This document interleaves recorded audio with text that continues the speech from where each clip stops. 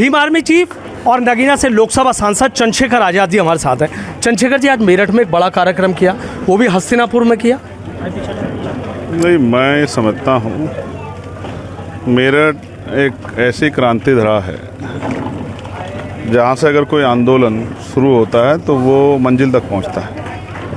1857 का जो गदर है माता दीन वाल्मीकि और कोतवाल धन सिंह गुर्जर जी के नेतृत्व में यहीं से शुरू हुआ, जिनके इतिहास को सैकड़ों साल दबा के रखा। आज वो इतिहास सामने आ रहा है। तो जब क्रांति यानी कि तमाम तरह की गुलामी की बेड़ियाँ यहीं से काटी गई हो, तमाम तरह की समस्याओं का यहीं से निकला हो, हम और हमारी पार्टी के सभी नेताओं ने तय किया कि हम यहीं से इस आंदोलन को शुरू करेंगे। उत्तर प्रदेश में जो सत्ता परिवर्तन का आंदोलन है उसकी शुरुआत मेरठ से ही हो और ये आंदोलन कामयाबी की तरफ जाए, इसी को ध्यान में रख के आज मेरठ के साथियों ने, जिला मंडल की टीम ने बहुत मेहनत करके एक ऐतिहासिक कार्यक्रम बुलाया। और मैं बड़े हर्ष से कह सकता हूँ, इतनी 50 डिग्री टेम्परेचर में जिस तरह का जोश जुनून दिखाया है क्षेत्र के लोगों ने, वो सराहनीय। इसके लिए मैं पूरी पार्टी के युवा मोर्चा हो, मेन कमेटी हो, अनुशासन समिति हो, मिशन 70 सभी साथियों का बहुत बहुत आभार प्रकट करता हूँ। भाईचारा कमेटियों का भी। अच्छा, जो आप एक कह रहे हैं कि भाई जो बिगुल बजाया है, ये बिगुल किस चीज़ को लेकर है? ये सत्ता परिवर्तन का बिगुल है।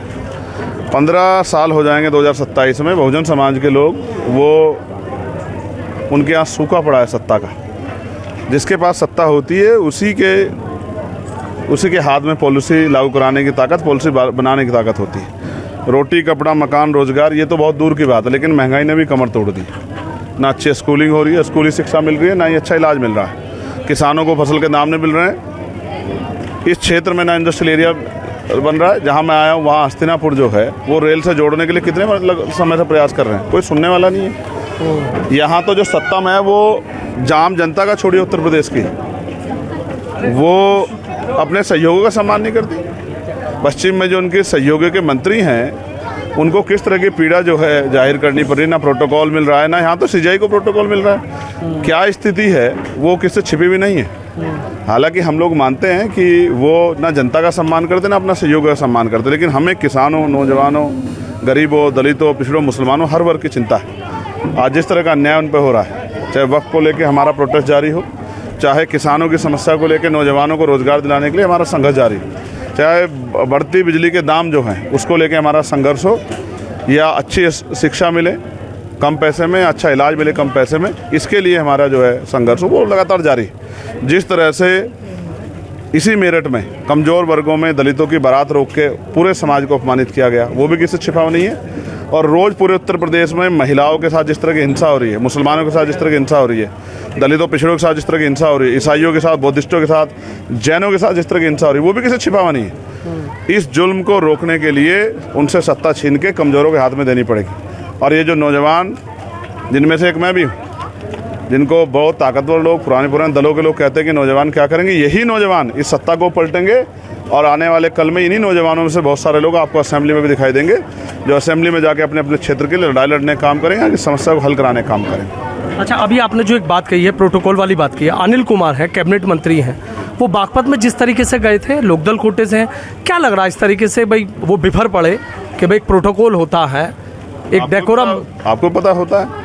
मैं कह रहा हूँ कि भारतीय जनता पार्टी के लोग ना जनता का सम्मान करते, ना अपने सहयोग का सम्मान करते, और ये प्रदेश भी देख रहा है। ये किसी छिपा हुआ नहीं है। ये जानबूझ के जो है अपमानित करने का अपने सहयोग कर रहे हैं, और ये जनता भी समझ रही है। अब मैं आपको लिख के देता हूँ, आने वाले समय में जनता बहुत समझदारी से वोट करेगी और संघर्ष करने वाले लोगों को मौका देगी। आप देख लें। अभी आपने एक बात कही थी, जब मंच से आप कर रहे थे, इतनी भीड़ थी, गदगद थे भीड़ देख के, तब आप कह रहे थे कि भाई मेरे हाथ मजबूत कर दीजिए। तो क्या हस्तिनापुर विधानसभा से शुरुआत करने जा रहे हैं? बार बार आप ये पूरे उत्तर प्रदेश के लिए बात कर रहे हैं। आज मेरठ के सारे लोग जुटे थे।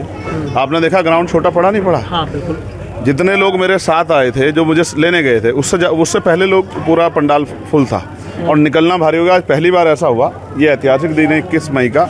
21 मई 2017 को दिल्ली में आंदोलन हुआ था, और 21 मई को आज यहाँ ये सभा हुई, ऐतिहासिक सभा थी। मुझे खुद लग रहा था कब मन टूट जाएगा, कब ये भीड़ जो है, जो जोश में है, कोई इस तरह की परेशानी ना खड़ी हो जाए, किसी को चोट ना लग जाए। मैं खुद ये सोच रहा था किस तरह लोग शांति से वहाँ निकल जाएं।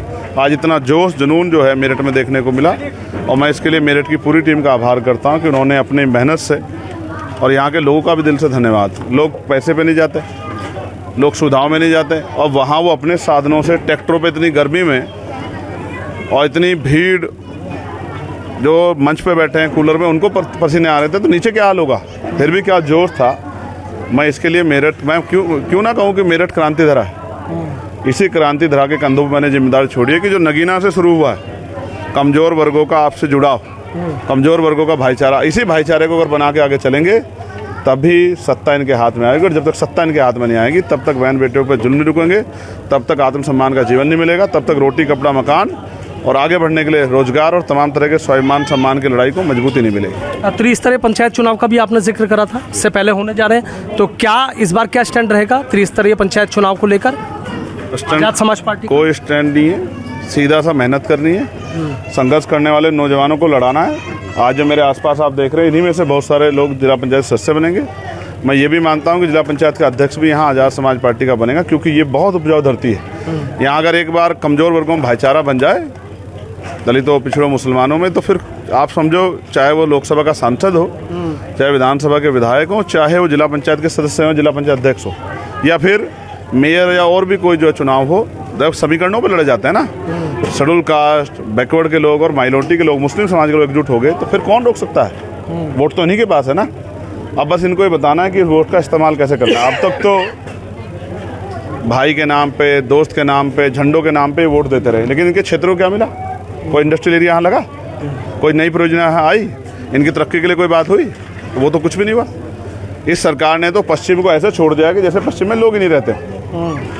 बिजली की समस्या होगी, कोई समाधान नहीं है। नए जो है कोई बिजली के उस तरह के अवसर नहीं पैदा किए कि कहीं से बिजली निर्माण के लिए कुछ किया हो।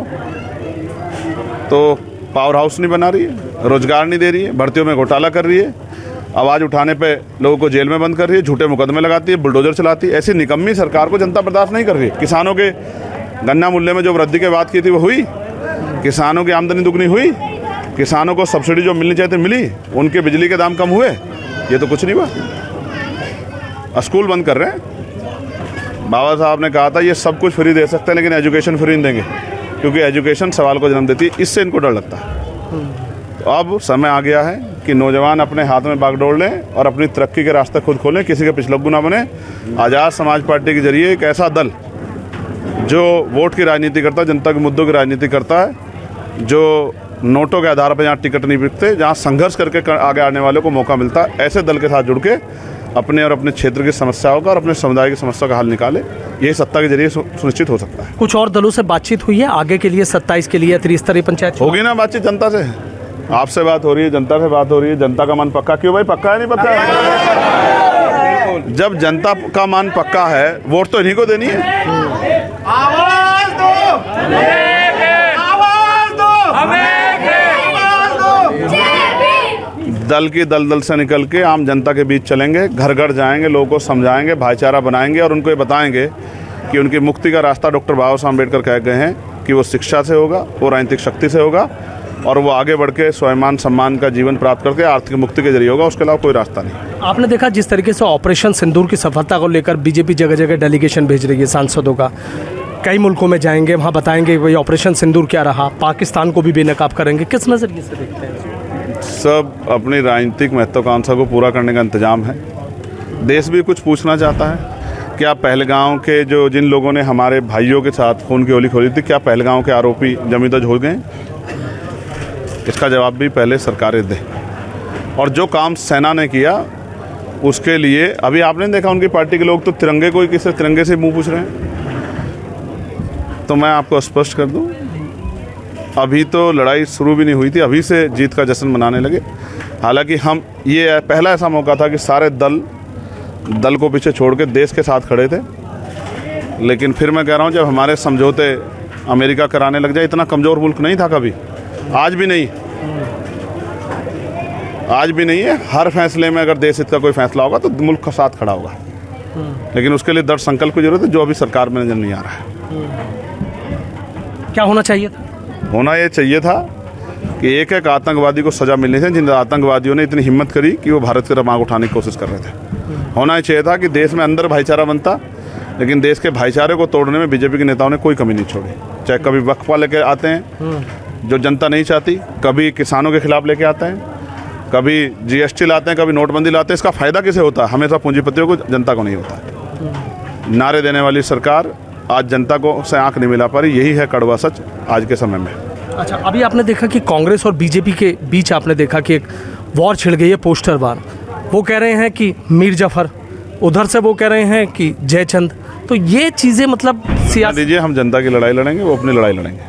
अच्छा, ठीक है, बहुत बहुत शुक्रिया। तो देखें चंद्रशेखर आज़ाद हैं किस तरीके से कह रहे हैं कि हम जनता की लड़ाई लड़ेंगे। और जब उनसे कांग्रेस और बीजेपी के बीच जो एक वार चल रही है, पोस्टर वार चल रही है, उस पर भी उन्होंने कहा कि मैं जनता की लड़ाई लड़ने जा रहा हूँ, वो अपनी लड़ाई लड़ने दीजिए, सरकार को भी घेरने का कोई मौका नहीं छोड़ा। वीडियो जर्नलिस्ट समीर राणा के साथ सनुज शर्मा, एबीपी न्यूज़, मेरठ।